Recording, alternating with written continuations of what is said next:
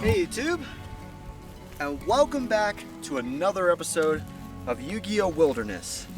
For today's episode, we're in Valles Caldera National Preserve in northern New Mexico. So we're gonna go across this dormant volcano and see what kind of Yugioh wildlife is lying out here in the caldera. So let's get moving.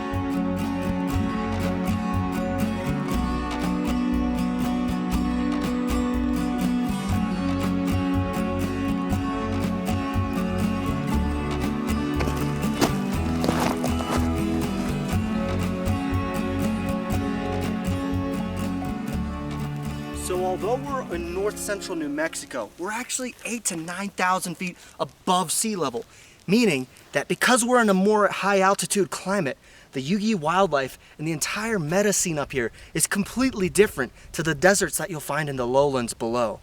And we're coming to the end of the monsoon season, so we've had a little bit of rain of mercy, meaning that there should be plenty of Yugioh wildlife out here to find and explore. So let's keep on moving.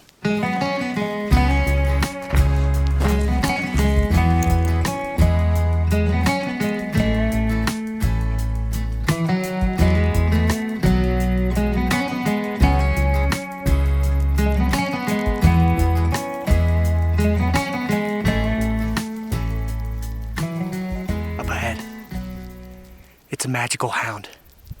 I figured we'd probably see a couple out here. They're quite common. They're not as big as an aloof lupine, but they are quite abundant around here, and they do fill a role as a predator up here on the caldera. And you'll more so hear them howling around in the early morning and early evenings, but you'll also see them hunting out during the day, so we're gonna keep our eyes on them and move all along the mountain.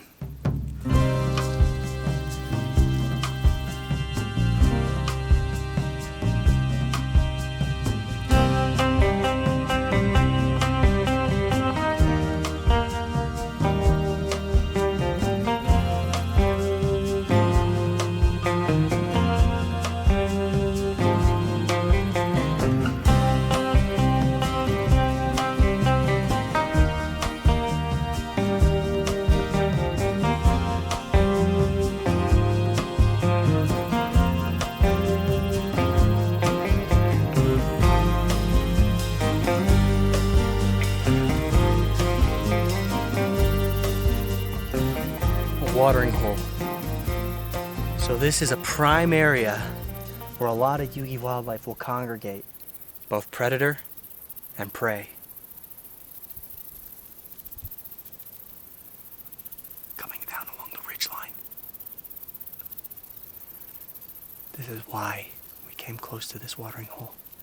You have a chance of seeing the apex predator. Look at him. So Yugioh is the apex predator here in the caldera. They have huge home ranges, so it's very rare to see them. But my gosh, they are so amazing to see in the wild. But we have to keep a very, very careful and safe distance. We do not want to provoke an attack from him, so we're going to carefully back away from the watering hole, let him come down for a drink, and give him his very respectful distance. So let's keep moving. So we're now entering the part of the preserve that is known as Sulphur Canyon. And the reason for the name is because this is one of the geothermally active sites inside the caldera. Now, you gotta look around, but because of the geothermal activity down below us, that will mean that there will be some different Yugioh wildlife that can tolerate the more harsh and thermal conditions.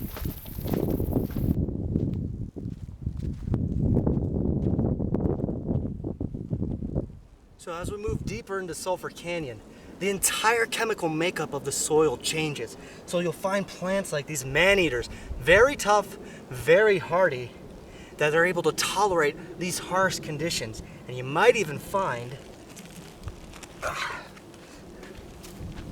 a drooling lizard. These guys are one of the few reptile type of Yugioh monsters that you can find up here in the caldera. And the reason is because it's just so harsh and the climate is a lot cooler. You're not gonna find too many reptiles up here, but drooling lizards, they're able to tolerate it up here. So we're gonna go ahead and put them right back down here where we found them.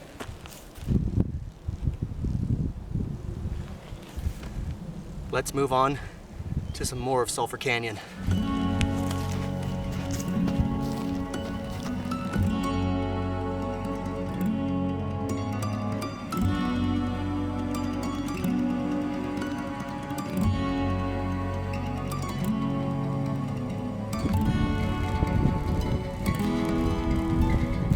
So while you do have wildfires out here in the southwest, not all the tree damage you see is because of fire. This unfortunate fir has been bored out by minnow. Minnow like to go into the tree's bark, bore deep into the wood, and gradually this kills the entire tree. And it's really quite unfortunate because it does leave a lot of scars on the mountainside. But unfortunately, this is part of the Yugioh world that we live in.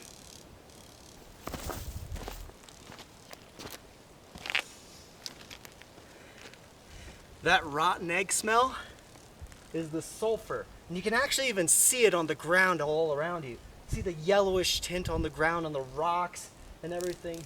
When water flows through here, when there's a storm and you have a wash forming, you'll have that smell even come up even more and disperse throughout the canyon. It's a very interesting smell. And you can even look down at the rocks. Even the rocks here are different from everywhere else in the caldera. But that's part of the beauty of this place. Well, it does look like there's another monsoon rolling in, so let's get back to the car, back to base, and then before we get out of here, give you some real life Yugioh wilderness knowledge. Let's try to beat the rain.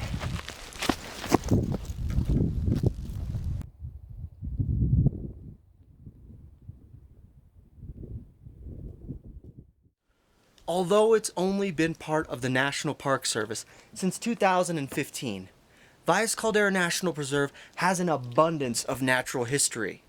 Since the eruption 1.25 million years ago, this dormant volcano has seen massive shifts in its topography, in the wildlife that's come here, and the people that have used the valle itself. Now you actually have the second largest herd of elk at 2,500 strong living just inside the caldera. You have populations of mountain lions that prowl through the mountainsides, through the forests, hunting all the game that lives inside of here. And because you have all this water that's up here more abundant than down below, you have this cloud island that forms, which has a lot more propensity to hold larger varieties of wildlife. You can see coyotes that run through the prairie dog towns to see who's not paying attention. And you'll have large raptors like golden eagles and bald eagles flying up above. It's truly spectacular, the climate up here. And I highly encourage you guys to come visit. And if you're interested in learning more about Valles Caldera, I have some links down below in the description. But for now, if you guys could like, comment, and subscribe, I would greatly appreciate it. And I'm going to catch you in the next episode.